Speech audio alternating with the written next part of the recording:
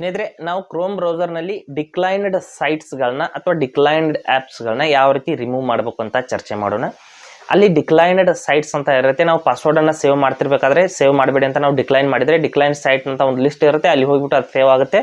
ಅಲ್ಲಿ ಸೇವ್ ಆಗೋದ್ರಿಂದ ನಮ್ಗೆ ಏನು ತೊಂದರೆ ಆಗುತ್ತೆ ಅಂದರೆ ಆ ಒಂದು ಸೈಟನ್ನು ನಾವು ಕ್ರೋಮ್ ಬ್ರೌಸರ್ನಲ್ಲಿ ಆಕ್ಸೆಸ್ ಮಾಡೋದಕ್ಕೆ ಬರಲ್ಲ. ಸ್ನೇಹಿತರೆ, ನಾನು ಅಬ್ಸರ್ವ್ ಮಾಡಿದ್ದೀನಿ.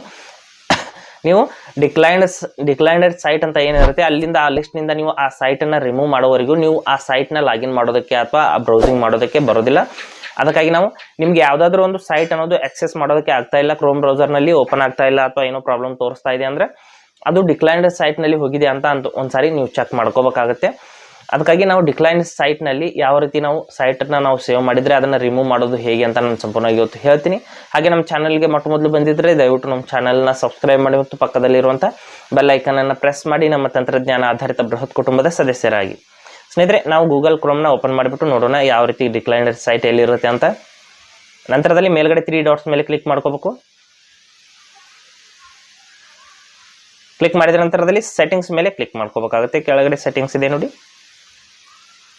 ಸೆಟ್ಟಿಂಗ್ಸ್ ಮೇಲೆ ಕ್ಲಿಕ್ ಮಾಡಿದ ನಂತರದಲ್ಲಿ ಇಲ್ಲಿ ಕೆಳಗಡೆ ಬಂದ್ಬಿಟ್ಟು ಗೂಗಲ್ ಪಾಸ್ವರ್ಡ್ ಮ್ಯಾನೇಜರ್ ಅಂತ ಒಂದು ಆಪ್ಷನ್ ಇದೆ ನೋಡಿ. ಗೂಗಲ್ ಪಾಸ್ವರ್ಡ್ ಮ್ಯಾನೇಜರ್ ಅಂತ ಅಲ್ಲಿ ಕ್ಲಿಕ್ ಮಾಡ್ಕೊಳ್ಳಿ. ಮಾಡಿದ ನಂತರದಲ್ಲಿ ಇಲ್ಲಿ ಸೇವ್ ಮಾಡಿರುವಂಥ ಪಾಸ್ವರ್ಡ್ಸ್ಗಳು ಇರುತ್ತೆ. ಇಲ್ಲಿ ಕೆಳಗಡೆ ಸೆಟ್ಟಿಂಗ್ಸ್ ಅಂತ ಒಂದು ಆಪ್ಷನ್ ಕೊಟ್ಟಿದ್ದಾರೆ, ಅದರ ಮೇಲೆ ನಾವು ಕ್ಲಿಕ್ ಮಾಡ್ಕೋಬೇಕು. ಸೆಟ್ಟಿಂಗ್ಸ್ ಅಂತ ಇದೆ ನೋಡಿ. ಸೆಟ್ಟಿಂಗ್ಸ್ ಮೇಲೆ ಕ್ಲಿಕ್ ಮಾಡಿದ ನಂತರದಲ್ಲಿ ಇಲ್ಲಿ ಸೆಟ್ಟಿಂಗ್ಸ್ ಅಂದರೆ ಸ್ವಲ್ಪ ಕೆಳಗಡೆ ಸ್ಕ್ರೋಲ್ ಮಾಡಿಬಿಟ್ಟು ಇಲ್ಲಿ ನೋಡ್ಬೋದು ಡಿಕ್ಲೈನ್ಡ್ ಸೈಟ್ ಅಂತ ಇಲ್ಲಿ ಕೊಟ್ಟಿದ್ದಾರೆ ನೋಡಿ. ಸೈಟ್ಸ್ ಆ್ಯಂಡ್ ಆ್ಯಪ್ಸ್ ಅಂತ ಈ ಒಂದು ಸೈಟ್ಗಳನ್ನ ನಾವು ಇಲ್ಲಿಂದ ರಿಮೂವ್ ಮಾಡಬೇಕು. ಇಲ್ಲಾಂದರೆ ನಾವು ಈ ಒಂದು ಸೈಟ್ಗಳನ್ನ ಈ ಒಂದು ಕ್ರೋಮ್ ಬ್ರೌಸರ್ನಲ್ಲಿ ಆಕ್ಸೆಸ್ ಮಾಡೋದಕ್ಕೆ ಆಗೋದಿಲ್ಲ. ಅದಕ್ಕಾಗಿ ಇಲ್ಲಿಂದ ಈ ರೀತಿ ನೋಡ್ಬೋದು. ಮುಂದ್ಗಡೆ ಇರುವಂಥ ಇಂಟು ಮಾರ್ಕ್ ಮೇಲೆ ಕ್ಲಿಕ್ ಮಾಡಿಬಿಟ್ಟು ಈ ರೀತಿ ನೀವು ಆಲ್ ಸೈಟ್ಸ್ಗಳನ್ನ ನೀವು ರಿಮೂವ್ ಮಾಡಿದ ನಂತರದಲ್ಲಿ ನೀವು ಮತ್ತೆ ಆ ಒಂದು ಸೈಟ್ಗಳನ್ನ ಆಕ್ಸೆಸ್ ಮಾಡೋದಕ್ಕೆ ಸ್ಟಾರ್ಟ್ ಮಾಡ್ಬೋದು.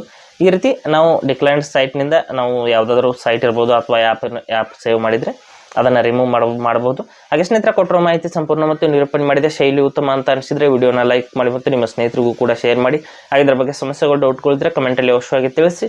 ಮುಂದಿನ ವಿಡಿಯೋದಲ್ಲಿ ಮತ್ತೊಂದು ಹೊಸ ವಿಷಯದೊಂದಿಗೆ ಇದೇ ರೀತಿ ಮುಂದೆ ಬರ್ತೀವಿ. ಎಲ್ಲಿವರೆಗೂ ಟೇಕ್ ಕೇರ್.